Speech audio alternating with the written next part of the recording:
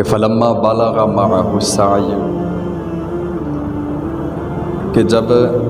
حضرت سیدنا اسماعیل علیہ السلام بلوغت کی عمر کو پہنچے۔ مفسرین کرام اس آیہ مبارکہ سے حضرت سیدنا اسماعیل علیہ السلام کی عمر مبارک پر اپنی اپنی طرف سے بیان پیش کرتے گئے۔ ایک تفسیر کے مطابق آپ کی عمر 7 سال تھی، ایک کے مطابق 9 سال تھی، اور ایک کے مطابق آپ بلوغت کی عمر کو پہنچ چکے تھے، جس کو قرآن مجید نے بھی بیان کیا۔ عزیزان محترم، حضرت سیدنا ابراہیم علیہ السلام اور آپ کا خاندان وہ عظیم خاندان ہے کہ جنہوں نے ہر موڑ پر امتحان دیے، ہر موڑ پر آپ کی آزمائش ہوئی، اور یہ وہ رب کے خلیل ہیں کہ جنہوں نے ہر امتحان بخوبی پاس کیا اور 100 میں سے 100 نمبر حاصل کیا، اور تا قیامت آنے والے ہر مسلمان کے لیے آپ کا یہ جو عمل تھا لازمی قرار دے دیا گیا، فرض قرار دے دیا گیا۔ اس کی وجہ یہ تھی کہ حضرت سیدنا ابراہیم علیہ السلام نے جو آپ کو اللہ رب العزت کی طرف سے خواب بمنزلہ وحی آیا تھا، اس کو پورا کرتے ہوئے اپنے بیٹے کو مینا کی وادی میں ذبح کرنے کے لیے پہنچ گئے تھے، اور یہ یقیناً بہت بڑا امتحان تھا کہ جب حضرت سیدنا ابراہیم علیہ السلام اپنی بیوی کو اور اپنے چھوٹے سے بچے کو ایک ایسی وادی میں چھوڑ کر آئے تھے، غیر ذی زرع وادی میں، جہاں پر کوئی چیز موجود نہ تھی، تو اتنے سالوں بعد جب ملنے کے لیے جاتے ہیں تو پھر ایک امتحان ہے جو آپ کا انتظار کر رہا تھا۔ تو لوگ جب باہر کمانے کے لیے جاتے ہیں، سالزار اپنے گھر سے باہر کافی سارے احباب جاتے ہوں گے، کوئی باہر کے ملک بھی جاتا ہے، تو جب وہ واپس آتے ہیں تو ان کی ایک کیفیت ہوتی ہے۔ وہ کیفیت یہ ہوتی ہے کہ جب وہ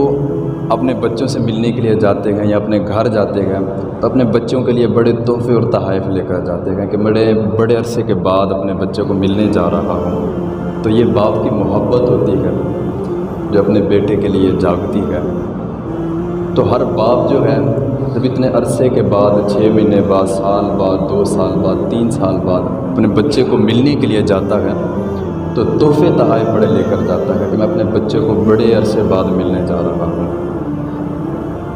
تو اس کے دل میں بڑی عجیب سی خواہشات ہوتی ہیں، حسرتیں ہوتی ہیں کہ میرا بیٹا کیسا دکھتا ہوگا، وہ چل رہا ہوگا، وہ باتیں کرتا ہوگا، وہ بڑا خوبصورت ہو گیا ہوگا اس وقت۔ بڑے عجیب سے سوالات جو ہے نا ذہن میں آتے رہتے ہیں۔ تو اسی کی برعکس حضرت سیدنا ابراہیم علیہ السلام ہے کہ جب آپ اپنے بیٹے کی محبت میں رہ نہ سکے، آپ سے برداشت نہ ہوئی جدائی، تو آپ جب ان کو ملنے کے لیے جانے لگے تو پھر آپ کو اللہ رب العزت کی طرف سے حکم ہوا کہ اے ابراہیم اپنے ہاتھ میں چھری اور رسی لے جا۔ اللہ اکبر! اب ایک باپ اپنے بیٹے سے اتنا عرصے کے بعد ملنے جا رہا تھا تو حکم کیا ہوا، اور وہ بھی خواب میں بمنزلہ وحی حکم ہوا کہ اے ابراہیم اپنے بیٹے کو ملنے کے لیے جا رہے ہو، ایک امتحان ابھی اور بھی باقی ہے۔ عشق بڑے امتحان لیتا ہے، عشق کے کام بڑے انوکھے ہوتے ہیں، عشق کسی کو سمجھ میں نہیں آتا۔ تو عشق نے ایک اور امتحان لینے کے لیے حضرت سیدنا ابراہیم علیہ السلام کو دوبارہ ایک امتحان میں ڈالا۔ تو حضرت سیدنا ابراہیم علیہ السلام اپنے بیٹے کو ملنے جا رہے ہیں اتنا عرصے کے بعد، تو کیفیت یہ ہے کہ ہاتھ میں چھری ہے اور رسی ہے، اور ملنے جا رہے ہیں بیٹے کو۔ محبت بھی تھی کہ اتنا دعائیں کر کے، عبادتیں کر کے، اور بڑی اللہ رب العزت کی بارگاہ میں عبادت و ریاضت کرنے کے بعد، بڑا زندگی کا عرصہ گزارنے کے بعد اللہ رب العزت نے ایک چاند جیسا خوبصورت بیٹا عطا فرمایا تھا۔ تو پھر امتحان بھی بہت بڑے ہوئے، لیکن یہ جو امتحان تھا یہ کچھ انوکھا امتحان تھا۔ تو جب حضرت سیدنا ابراہیم علیہ السلام بیت المقدس کے قریب جہاں پر آپ اپنی بیوی کو اور اپنے بچے کو چھوڑ کر آئے تھے فلسطین کے مقام پر، وہاں پر جب پہنچے تو اپنی بیوی سے فرمایا کہ میرے بیٹے کو تیار کر کے میرے ساتھ بھیجو، دوست کی دعوت ہے، میں نے دوست کی دعوت پہ جانا ہے، اپنے بیٹے کو ساتھ لے کر جانا ہے۔ تو آپ کی بیوی نے حضرت سیدنا اسماعیل علیہ السلام کو نہلایا دھلایا، آپ کو خوشبو لگائی، آپ کے بال سنوارے، بڑا سجا سنوار کے اب آپ کے ساتھ ان کو روانہ کر دیا۔ تو قسمت کو کچھ اور منظور تھا، ماں کچھ اور سمجھ رہی تھی، بیٹا کچھ اور سمجھ رہا تھا، لیکن باپ کے ذہن میں جو تھا وہ اللہ رب العزت کی طرف سے دیا ہوا حکم تھا اور اس کی تعمیل کرنا تھی۔ تو یہاں پر شیطان بھی تھا جو انتظار میں تھا کہ کوئی ایسا موقع ملے، کیونکہ شیطان مومن کا دشمن ہے نا، تو وہ موقع تلاش کرتا ہے کوئی ایسا حساس اور باریک معاملہ، کوئی ایسا موقع میرے پاس آئے کہ میں ایمان والوں کے ایمان میں کمزوری پیدا کروں، جیسے وہ ہمارے ایمان میں کر جاتا ہے، تھوڑی سی مشکل آ جائے، آزمائش آ جائے تو یہ شیطان کی طرف سے وسوسے ہوتے ہیں، خیالات ہوتے ہیں اور ہم بڑی عجیب عجیب سی باتیں کرنے لگ جاتے ہیں۔ تو وہاں پر بھی شیطان نے اپنا داؤ نہ چھوڑا۔ سب سے پہلے اس نے سوچا کہ یہ معاملہ بڑا حساس ہے، اس کا فائدہ اٹھانا چاہیے، ہو سکتا ہے اس معاملے پر میری کوئی بات سنی جائے۔ تو سب سے پہلے شیطان جو تھا وہ حضرت بی بی ہاجرہ سلام اللہ علیہا ان کی بارگاہ میں پہنچا اور جا کر کہنے لگا کہ اے خاتون، تجھے پتہ ہے کہ ابراہیم اپنے بیٹے کو کہاں لے کر گئے ہیں؟ تو حضرت ہاجرہ سلام اللہ علیہا وہ آگے سے فرمانے لگی دوست کی دعوت پر لے کر گئے۔ وہ کہنے لگا نہیں، وہ دوست کی دعوت پر نہیں گئے، بلکہ ان کو رب کی طرف سے حکم ہوا ہے خواب میں کہ اپنے بیٹے کو ذبح کر دیں، تو وہ اپنے بیٹے کو ذبح کرنے کے لیے گئے ہیں۔ تو حضرت سیدہ ہاجرہ سلام اللہ علیہا جب آپ نے یہ بات سنی کہ کیا یہ میرے رب کا حکم ہے کہ ابراہیم اپنے بیٹے اسماعیل کو چاند جیسے بیٹے کو ذبح کر کے آ جائے، اگر یہ میرے رب کا حکم ہے تو ہاجرہ کی جھولی میں آج ایک اسماعیل ہے، اگر جھولی میں 1000 بھی اسماعیل ہوتا تو رب کے حکم پر سارے میں قربان کر دیتی، لہٰذا اے شیطان تو یہاں سے دوڑ جا، تیری یہاں پر کوئی بات نہیں سنی جانے والی۔ تو اس کے بعد شیطان دوسرا داؤ مارنے کے لیے حضرت سیدنا اسماعیل علیہ السلام کے پاس پہنچا، ان کو جا کر کہنے لگا کیا اسماعیل تجھے پتہ ہے تیرا باپ تجھے کہاں لے کر جا رہا ہے؟ حضرت سیدنا اسماعیل علیہ السلام آگے سے کہنے لگے کہ میرا باپ مجھے دوست کی دعوت پر لے کر جا رہا ہے، تو میں دوست کی دعوت پر اپنے باپ کے ساتھ جا رہا ہوں۔ تو وہ شیطان جو تھا وہ کہنے لگا دوست کی دعوت نہیں ہے یہ، تیرا باپ آج تجھے ذبح کرنے کے لیے لے جا رہا ہے۔ تو حضرت سیدنا اسماعیل علیہ السلام آگے سے فرمانے لگے کہ اے بندے سوچ کے بات کر، ہوش کے ناخن لے، بھلا یہ ہو سکتا ہے ایک باپ نے اتنا دعائیں مانگ مانگ کر ایک بیٹا لیا ہو اور اس کو ذبح کرنے کے لیے لے جا رہے ہوں، لہٰذا سوچ سمجھ کے بات کر۔ تو آگے سے شیطان کے منہ سے ہی نکل گیا کہ آپ کے باپ سمجھتے ہیں کہ رب نے مجھے حکم دیا ہے، اور خواب جو بمنزلہ وہی تھا، آپ کے باپ کو خواب آئی ہے اور اس خواب کی تعمیل کرنے کے لیے وہ آپ کو ذبح کرنے کے لیے لے جا رہے ہیں۔ حضرت سیدنا اسماعیل علیہ السلام آگے سے فرمانے لگے کیا یہ میرے رب کا حکم ہے کہ میرا رب یہ فرما رہا ہے کہ آج اسماعیل کو ذبح کر دو، تو لہٰذا میں ذبح ہونے کے لیے تیار ہوں، لہٰذا تیرا یہاں پر کوئی داؤ نہیں چلنے والا، اور مجھے یقین ہے کہ تو ضرور بھی ضرور شیطان ہے، کیونکہ یہ کام شیطان کا ہو سکتا ہے، ہمیشہ شیطان ہی انسان کو اچھے کام کرنے سے روکتا ہے۔ تو اس کے بعد تیسری باری آگے حضرت سیدنا ابراہیم علیہ السلام کی، تو جب ان کے پاس پہنچے تو جا کر کہنے لگے کہ اے ابراہیم، کیا تم اپنے رب کا وہ حکم جو ایک خواب کی صورت میں آیا اس کو پورا کرنے کے لیے اپنے چاند سے بیٹے کو ذبح کرنے کے لیے لے جا رہے ہو، جس کو اتنا دعائیں کر کے تو نے لیا، اتنا مدتوں بعد ملا تجھے، بوڑھے ہو گئے ہو تم اس وقت، تو اپنے بیٹے کو ایک خواب دیکھ کر تم ذبح کرنے کے لیے لے جا رہے ہو، تو ہو سکتا ہے کہ اللہ کو منانے کے اور بھی کافی سارے طریقے ہیں، کوئی اور طریقہ استعمال کر لو۔ یہ لازمی تو نہیں کہ رب کی رضا کو حاصل کرنے کے لیے آپ اپنے بیٹے کو ہی ذبح کر دیں، تو اور بھی کافی ساری ہیں ایسی چیزیں جس میں آپ رب کی رضا حاصل کر سکتے ہیں۔ تو حضرت سیدنا ابراہیم علیہ السلام، آپ کو پتہ چل گیا کہ یہ شیطان ہے، وہ وادی مینا کے اوپر شیطان کو کنکر مار کے وہاں سے بھگا دیا اور فرمانے لگے کہ اے شیطان، یہ خلیل اور جلیل کا معاملہ ہے، لہٰذا تو اس میں نہ پڑ، تو دور ہو جا۔ حضرت سیدنا ابراہیم علیہ السلام اپنے بیٹے کو لے جا رہے تھے، وادی مینا پر پہنچے گئے، وہاں پر اپنے بیٹے سے ایک باپ کہہ رہا ہے کہ اے بیٹا، یا بنیا انی ارا فی المنام انی اذبحک فانظر ماذا تری، کہ اے میرے بیٹے، میں نے ایک خواب دیکھا ہے کہ میں تجھے ذبح کر رہا ہوں، فانظر ماذا تری، تو اس کے بارے میں تو کیا کہتا ہے؟ تو آگے سے بیٹا جو تھا وہ خاموش رہتا، تو وہ بھی مثبت جواب ہوتا کہ باپ کی رضا میں راضی ہے، یا پھر جب باپ نے یہ فرمایا تھا کہ بیٹا میں تمہیں ذبح کرنا چاہتا ہوں، تو آگے سے جواب یہ ملتا، حضرت سیدنا اسماعیل علیہ السلام آگے سے یہ کہتے، یہ عرض کرتے کہ اے ابا جان یا ابا تذبح، کہ اے ابا جان آپ ذبح کریں، میں حاضر ہوں۔ نہیں، لیکن عشق کا امتحان تھا، باپ تو تھا لیکن بیٹا 2 قدم آگے بڑھ کے بولا، قال یا ابا تفعل ما تؤمر، کہ اے ابا جان جو کرنا ہے کریے، جو کرنا ہے کریں، ستجدنی انشاءاللہ من الصابرین، انشاءاللہ آپ مجھے صبر کرنے والوں میں سے پائیں گے۔ آپ نے جو کرنا ہے کریں، یہ نہیں فرمایا کہ مجھے ذبح کرنا ہے آپ ذبح کر دیں، اللہ کا حکم ہوا، نہیں، بلکہ آپ نے آگے سے عرض کی کہ اے ابا جان جو حکم ہوا ہے، جس چیز کا حکم ہوا ہے آپ وہ کریں، آپ کا بیٹا تیار ہے، اور ساتھ ہی یہ عرض کر دی کہ ستجدنی انشاءاللہ من الصابرین، کہ ضرور بھی ضرور آپ مجھے صبر کرنے والوں میں سے پائیں گے۔ تو اس کے بعد حضرت سیدنا ابراہیم علیہ السلام نے اپنے بیٹے کو جب پیشانی کے بل لٹایا، فلما اسلما وتلہ للجبین، جب حضرت سیدنا ابراہیم علیہ السلام نے اپنے بیٹے کو پیشانی کے بل لٹایا،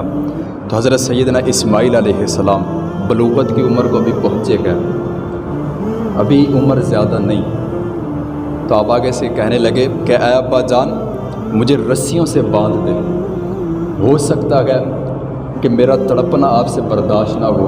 اور رب کے جو حکم ہے اس کی تعمیل میں تاخیر نہ ہو جائے، اور آپ مجھے تڑپتا ہوا دیکھ نہ سکے، آپ سے برداشت نہ ہو، لہٰذا آپ ایسا کریں کہ مجھے رسیوں میں باندھ دیں تاکہ آپ آسانی سے مجھے ذبح کر سکیں۔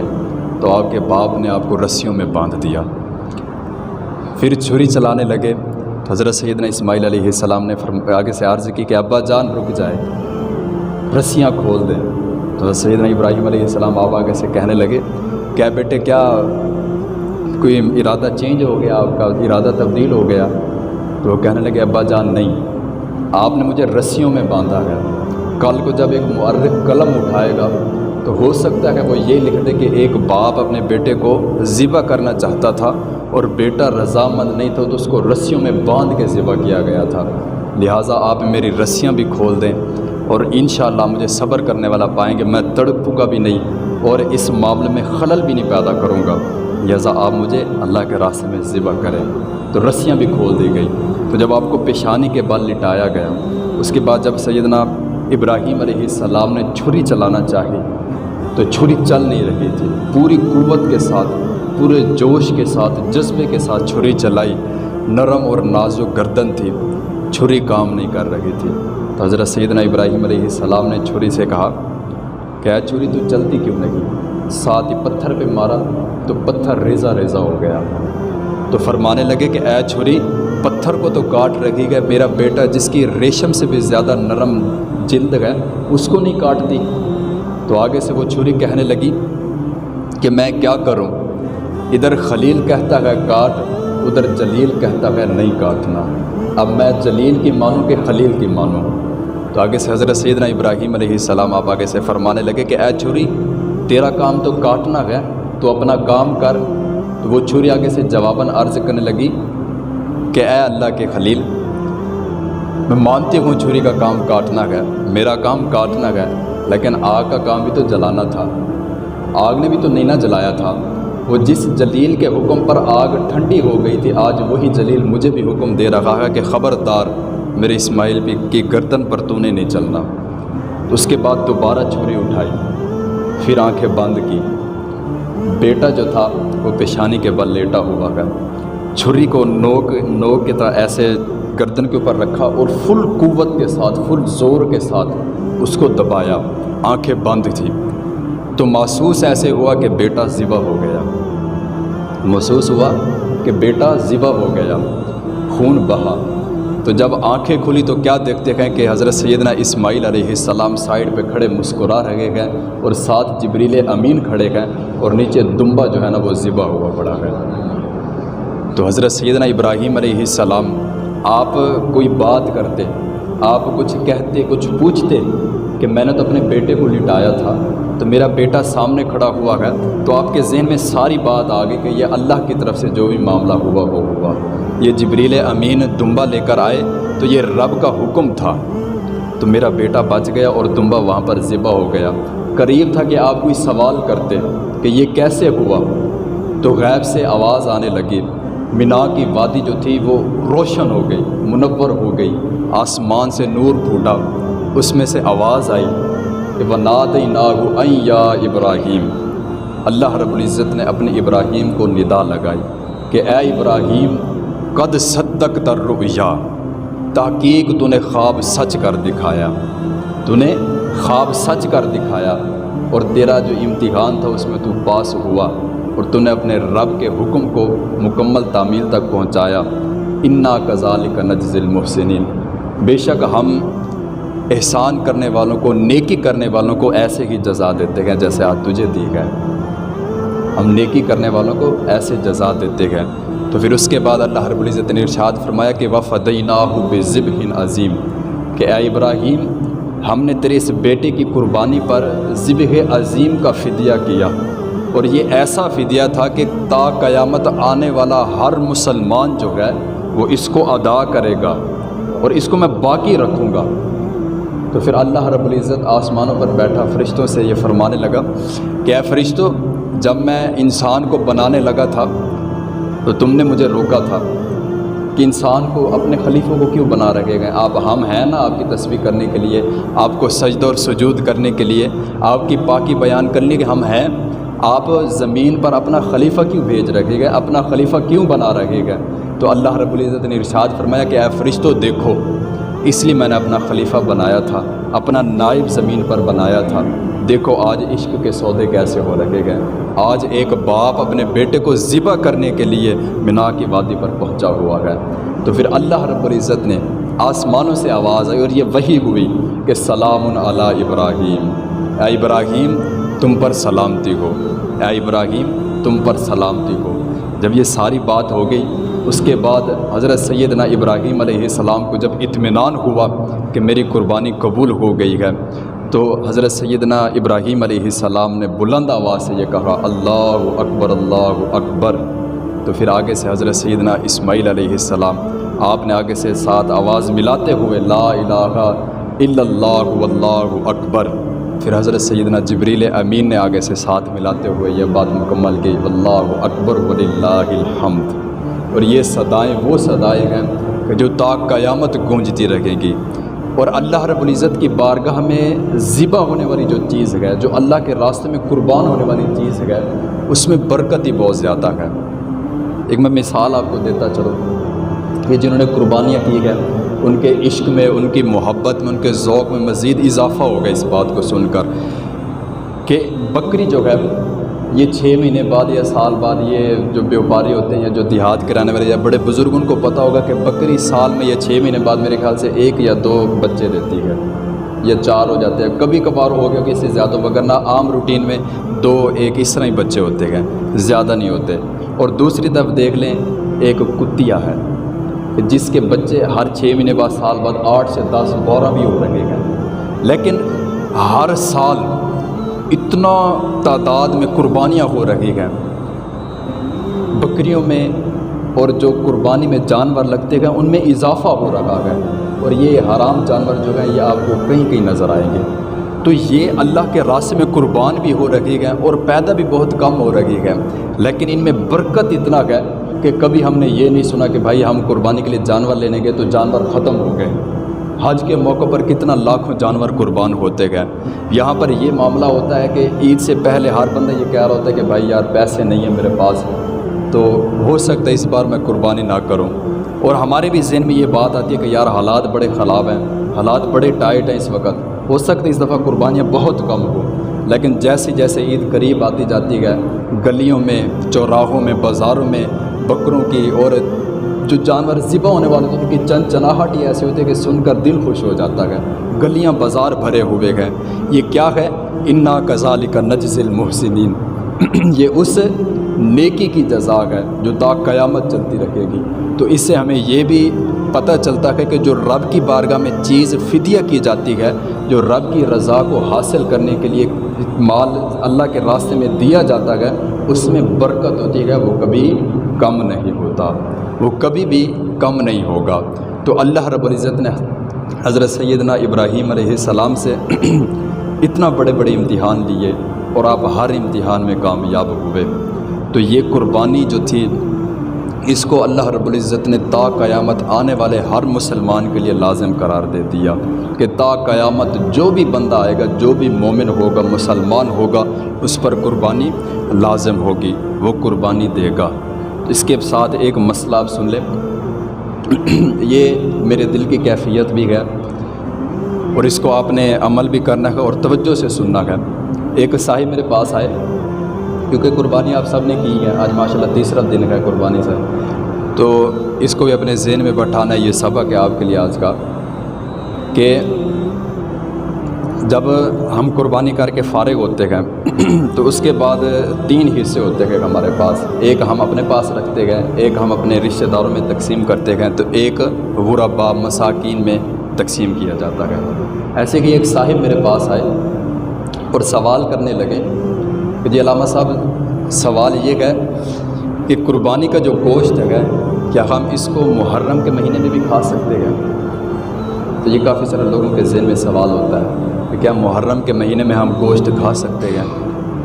تو فقہ جو کہتی ہے وہ یہ ہے کہ آپ محرم کے مہینے میں بجائے آپ پورا سال جب مرضی کھانا چاہیں گوشت کھا سکتے ہیں، جب مرضی کھانا چاہیں، گوشت کی ممانعت نہیں۔ لیکن جب اس نے یہ سوال میرے سے کیا کہ جناب ہم محرم میں گوشت کھا سکتے ہیں، اجازت تو ہے، لیکن ایک سوال میں نے ان سے بھی کیا تھا اور یہی سوال میں آپ سے بھی کرنے لگا ہوں کہ یار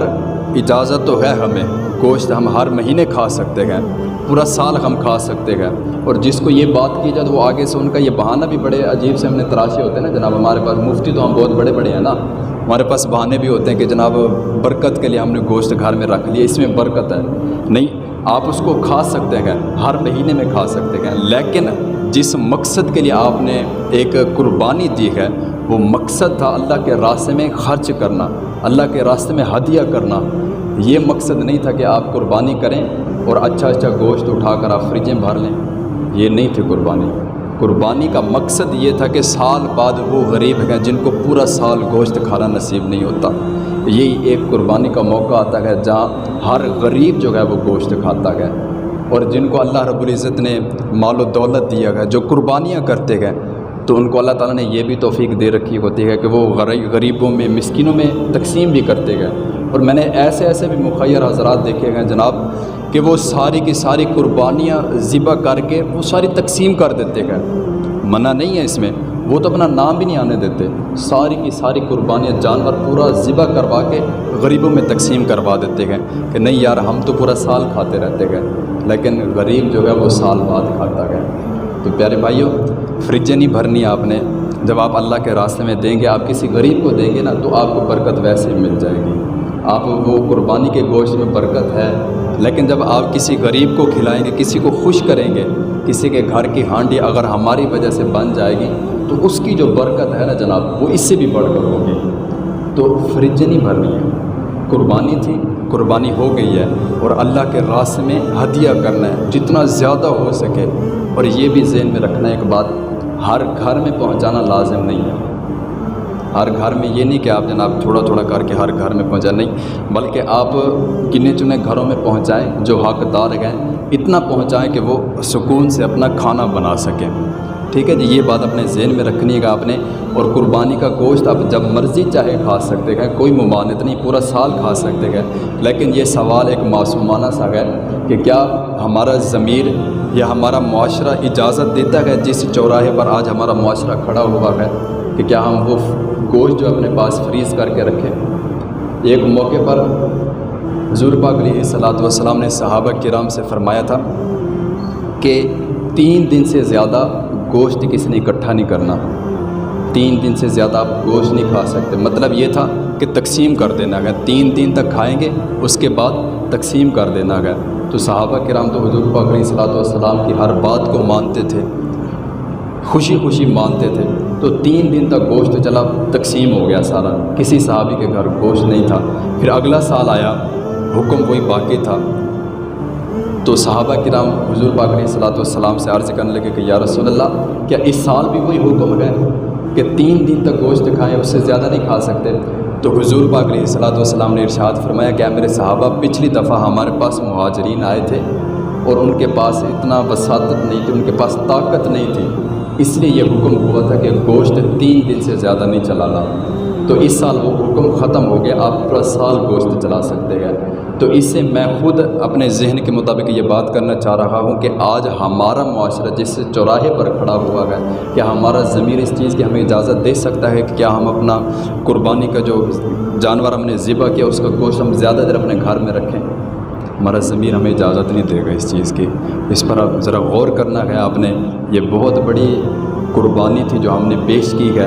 اللہ رب العزت ہمیں ریاکاری سے بھی محفوظ رکھے جب بھی قربانی کریں گا. اور اللہ رب العزت جن احباب نے قربانیاں کی ان کو اپنی پاک بارگاہ میں مقبول و منظور فرمائے. اور آج کے اس اجتماع کے صدقہ سے اللہ رب العزت ہم سب کو، جتنا بھی احباب نے قربانیاں کی، مجھ سمیت غریبوں کا خیال رکھنے کی توفیق عطا فرمائے. وما علیہ الا البلاغ.